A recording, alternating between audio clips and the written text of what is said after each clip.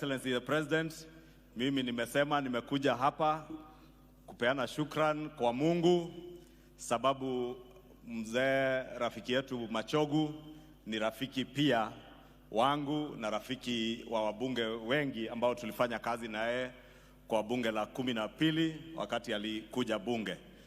Na nakumbuka wakati tulifukuzwa kwa committees tukiwa Jubilee, mimi na Deputy President tulijipata kwa committee moja bunge inaitwa Members Welfare ya kuchunga maslahi ya wabunge, na chairman wa hiyo committee alikuwa ni CS Ezekiel Machogu na akatuongoza vizuri sana, na mwishowe tukaweza kushirikiana naye na tumetembea hapa hata wakati wa campaign. Na nijiunge na viongozi wa hapa Kisii, hasa yale yamesemwa na ndugu yangu Osoro na senator wetu Richard Onyonka, ya kuwa rais, hawa viongozi wa Kisii wanatambua. Na nimekumbuka nilikuwa nauliza governor, pesa bado mnaita chivesa? Akaniambia yeye ni chivesa. Nikamwambia hata kwetu tunasema abesha na inakaribiana. Sisi ni watu wa chivesa, wa Kisii ni watu wa chivesa na ni watu wa ambesha, na sisi huko kwetu Mount Kenya ni watu wa ambesha.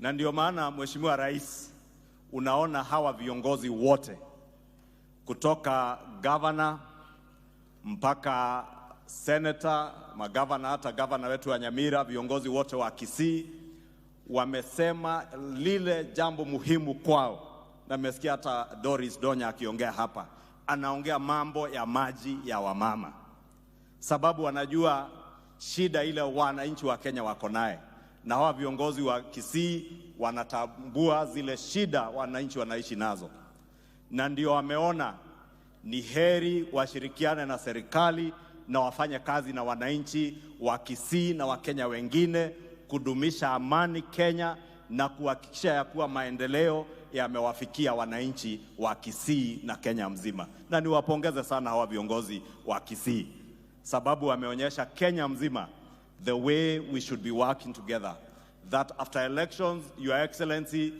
leaders like wananchi move on with their lives after elections. Even us as leaders, we must allow the country to move on beyond elections and for us to be able to serve the people and deliver on what we promised to them. And I am happy when our preacher this morning was preaching, he read from the book of Proverbs. And if you read the first verse in Proverbs 14:12, it says that there is a way that appears to be right, but in the end, it leads to death. And today, Your Excellency, there is no better verse to read from. That as much as our Constitution guarantees us certain rights, and there are ways that may seem right, in the end, they may lead to death. And Your Excellency, I want to tell you, we saw last week, our Constitution guarantees us the right to picket peacefully. But demonstrations that are laden with hooliganism and goons that are looting and destroying our economy, Your Excellency, are ways that can only lead to death and bloodshed. And I am happy with what our senator has said. And I have heard what the church leaders have been asking us, that you sit and negotiate. And I want to subscribe to what Senator Richard Onyonka has said. Do not sit to negotiate with leaders about positions of leadership. Sit with leaders and discuss, how shall we restore our economy? How shall we restore the creation of jobs and wealth for the millions of our youth who have no jobs?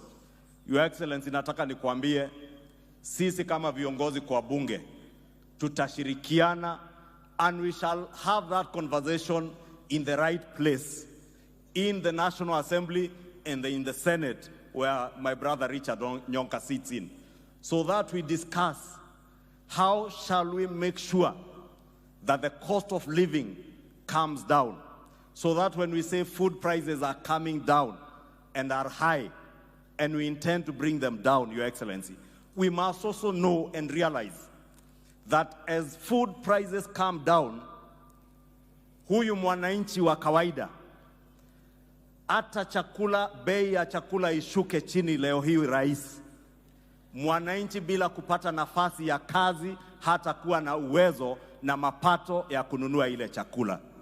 And you cannot have an opportunity ya kupata mapato ya kununua chakula if we are also disrupting our economy na mambo ya maandamano. In conclusion, Your Excellency, I want to encourage you, please focus on what is important to these people who are gathered here and millions of other Kenyans. Focus on our economy that was destroyed in a few months under the handshake regime, Your Excellency. Don't focus on what leaders are asking you to focus on. Nimesikia wakati nimesikiza Onyonka, nimesikia even the leadership in Kisii has moved beyond the elections. Therefore, anybody taking us back to the election is taking our country back. Anybody talking to us about the cost of living and at the same time disrupting our economy with looting, with hooliganism in Nairobi. And I am glad, Your Excellency, that the leadership in Kisii are saying there are no demonstrations in Kisii and Nyamira. Lakini haitoshi kutokuwa na demonstrations in Kisii and Nyamira. Ile supermarket ililutiwa Nairobi Embakasi ni ya kijana Mkisii. Aliporwa mali ya zaidi ya milioni 25, ma TV, ma fridge. Na nilisikia jana Mheshimiwa Rais, kiongozi tunamheshimu aliyekuwa Prime Minister, akinilundukizia mimi maneno na naibu wa rais ati tunampangia. Na ni kweli tunampangia na tutampangia, sababu wakati mulisafirisha yeye 2017 aliyekuwa rais wetu alifanya yeye political resuscitation. But this time, Your Excellency, sisi hatuwezi pangia mambo maovu, lakini mambo ya kisiasa nataka nikuhakikishie mimi na naibu wako wa rais na hawa viongozi wengine tutaendelea kupanga siasa ya kuunganisha wananchi wote wa Kenya pamoja. But we shall not entertain bloodshed, anarchy in our country, Your Excellency. And that we shall continue to condemn without fear, without favor, and without looking at who is causing and inciting Kenyans into bloodshed and anarchy as we work together as leaders.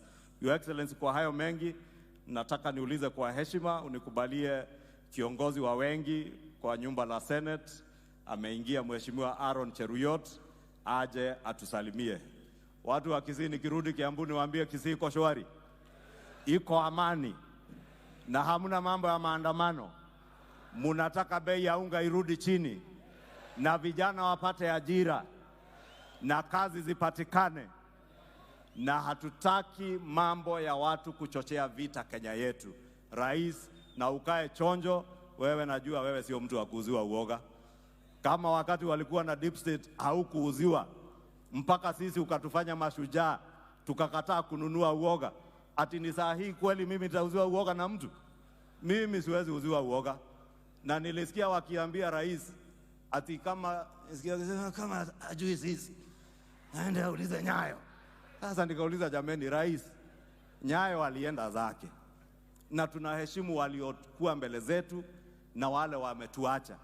Na huyu rais ni mtu wa kanisa. Mimi najua hauna njia ya kuongea na wale wameaga, wale wameondoka.